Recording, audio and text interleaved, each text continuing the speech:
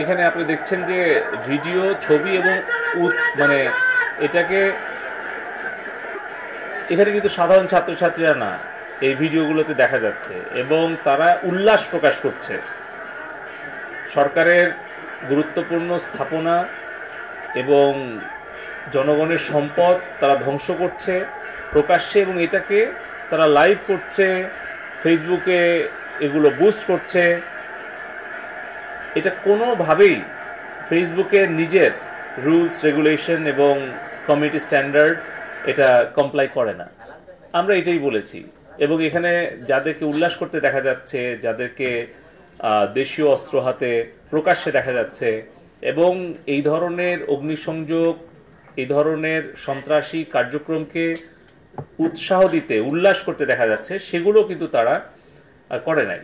মানে আমাদের যদি ভায়োলেন্স অ্যান্ড ক্রিমিনাল বিহেভিয়ারের প্যাটার্ন দেখেন, সেফটি এবং যেগুলো আপনার ধরেন কমিউনিটি স্ট্যান্ডার্ড এবং সব কিছু মিলায় প্রত্যেকটা ক্যাটাগরি ধরে ধরে কিন্তু আমরা অভিযোগগুলো করেছি। এখানে আপনারা দেখছেন যে কিভাবে আমাদের সশস্ত্র বাহিনীকে মানে আক্রমণ করার জন্য সোশ্যাল মিডিয়াতে উস্কানি দেওয়া হয়েছে এবং কোন অ্যাকাউন্ট থেকে, কোন পেজ থেকে, সেটাও কিন্তু আমরা উল্লেখ করে বলেছি।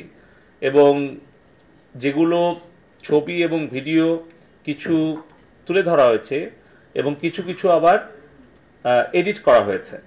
তো এভাবে এই বিষয়গুলো তাদের কিছু কমিউনিটি স্ট্যান্ডার্ড গাইডলাইনে বলা আছে যে কোন ধরনের ছবি ভিডিও তারা তাদের প্ল্যাটফর্মে অ্যালাউ করে না বা করবে না, কিন্তু তারা কিন্তু বাংলাদেশের এই গত 10 দিনের ঘটে যাওয়া যে অনাকাঙ্ক্ষিত ঘটনাগুলো, সেগুলো কিন্তু তারা সবসময় বরঞ্চ তারা মানে নাই। এবং আপনি দেখছেন যে এখানে যেই adult sexual exploitation, privacy violation, এই সবগুলোই কিন্তু ভঙ্গ করেছে এই পেজগুলো, এই অ্যাকাউন্টগুলো, যেগুলো একজন মাননীয় সংসদ সদস্য সম্পর্কে এবং আরও বেশ কিছু আমরা অভিযোগ দিয়েছি, যেটা তাদের ব্যক্তিগত গোপনীয়তা এবং ব্যক্তিগত সুরক্ষা, এবং এটা আসলে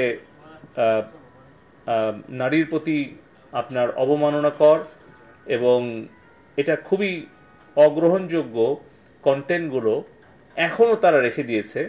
আমরা সেগুলোই আমরা অভিযোগগুলো করেছি যে প্রাইভেসি ভায়োলেশন হয়েছে, সেক্সুয়াল যে এক্সপ্লয়টেশন হয়েছে, এগুলো তারা তাদের কমিউনিটি স্ট্যান্ডার্ড যেন অনুসরণ করে। তারা যেভাবে আমেরিকাতে, ইউরোপে, অস্ট্রেলিয়াতে তারা যেই নীতি অনুসরণ করে, বাংলাদেশেও যাতে একই রকমভাবে একই নীতি অনুসরণ করে, তারা যেন বাংলাদেশের সাথে বৈষম্যমূলক আচরণ না করে। এখানে যে গ্রাফিক্যাল কন্টেন্ট আপনারা দেখছেন যে এটা কোনোভাবেই কোন একজন শিশু কিংবা একজন একটু মানসিকভাবে হয়তো দুর্বল অথবা একজন বয়স্ক মানুষ, তার পক্ষে এই কন্টেন্টগুলো দেখা সম্ভব নয় বা দেখলে সে ক্ষতিগ্রস্ত হতে পারে। এটাও তাদের হেট স্পিচ, ভায়োলেন্ট গ্রাফিক্যাল কন্টেন্ট, এই সকল ফেসবুকের যে কমিউনিটি স্ট্যান্ডার্ড রয়েছে, তাদের যে প্রাইভেসি পলিসি রয়েছে, এগুলোর সম্পূর্ণ পরিষ্কার লঙ্ঘন। এটাই আমাদের বিটিআরসি লিগ্যাল টিম তাদের কাছে গত 10 দিন হলে বলছে এবং আমাদের প্রত্যেকটা বিষয় নিয়ে আমরা ধরে ধরে কথা বলেছি। আপনারা দেখছেন যে সরকার, স্বরাষ্ট্রমন্ত্রী মহোদয় গতকালকেও বলেছেন যে আমাদের ছাত্র ছাত্রী, সাংবাদিক, পুলিশ, পথচারী সব মিলিয়ে প্রায় 150 জন নিহত হয়েছে এবং তার জন্য গতকালকে আমরা সরকারিভাবে শোক পালন করেছি। এবং কোনো বেসরকারি সূত্রেও কিন্তু আমরা এরকম একটা অস্বাভাবিক যে সংখ্যা, যেটা cyber 71 we hack to protocol protect Bangladesh, এই নামে যে একটা ফেসবুক পেজ থেকে ছড়াচ্ছে শহীদের সংখ্যা 900-র উপরে ছাড়িয়ে গেছে। সূত্র প্রথম আলো। আমার জানা মতে প্রথম আলো নিউজ পেপারে অনলাইন ভার্সনে কোথাও মৃত্যুর সংখ্যা 900 এটা আমি শুনিনি, দেখিনি।